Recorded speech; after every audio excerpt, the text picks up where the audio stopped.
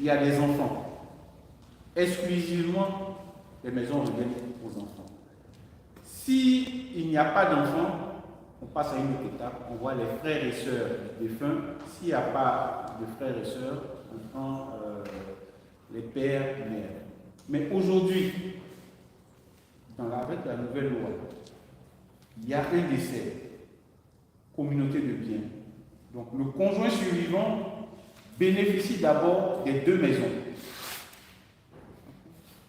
Mais la loi dit que maintenant, il est intégré dans la deuxième succession qui concerne les enfants. Donc il a une partie du patrimoine qui revient aux enfants. Imaginons même que ce soit 6 maisons. 6 maisons, donc il a 3 maisons. Donc les 3 maisons qui devaient être réparties peut-être entre les 3 enfants, aujourd'hui, on dit que lui, il garde un tiers.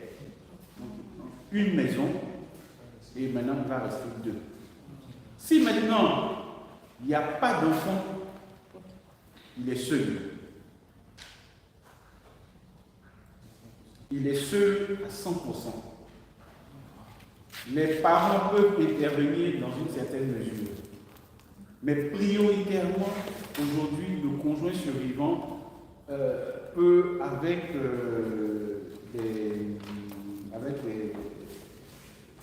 quand on regarde bien la loi, le conjoint survivant peut se retrouver avec la totalité du patrimoine. Alors qu'avant, le conjoint survivant n'intervenait seulement que dans le cadre de sa communauté. Aujourd'hui, il intervient également dans l'autre moitié, c'est-à-dire s'il n'y a pas d'enfants, si les enfants n'ont pas laissé d'enfants, donc ainsi de suite. Donc le conjoint survivant intervient également dans la succession, l'autre partie de la succession. Donc voilà en gros ce que je voulais vous dire ce matin. J'espère que vous avez pris un plaisir à écouter et je pense qu'avec les questions, on va essayer d'enrichir notre rencontre de ce matin. En tout cas, M. le Président, merci.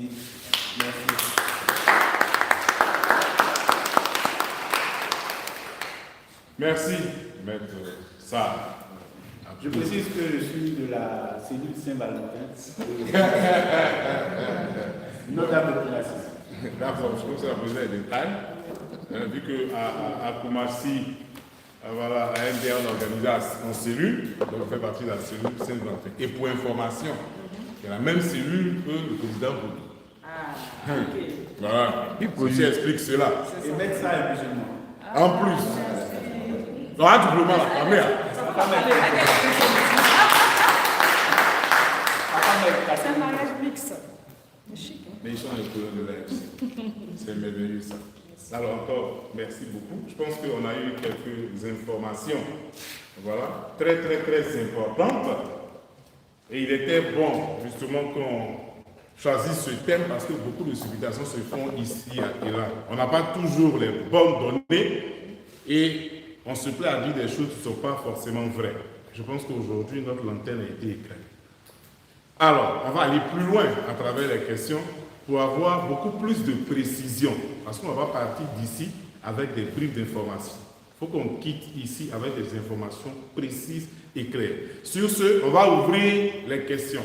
On va les prendre par série de 2. Il va y répondre. Ensuite, 2 autres questions jusqu'à ce qu'on puisse épuiser les différents sujets qui vous tiennent à cœur. Juste levez la main et puis on vous donne la parole. On commence par la dame et puis on y donne. Vous vous présentez, d'où vous venez, de quelle paroisse, et puis vous posez votre question. Bon, moi, c'est Madame Dangui Georgette, épouse Bilé, du secteur pastoral de Port-Boué, de la paroisse Saint-Joseph, artisan d'Anani. Bon, j'ai plusieurs préoccupations, mais comme la dernière intervention est plus fraîche, donc je répondis rapidement là-dessus. Nous, c'est au niveau de la succession. Bon, ça, c'est au niveau de mes beaux-parents, mais j'explique pour qu'on puisse avoir plus de précision. Mon beau-père était marié. Il y avait 7 ans de cela, il est décédé. Et sa conjointe survivante décède 4 mois après lui.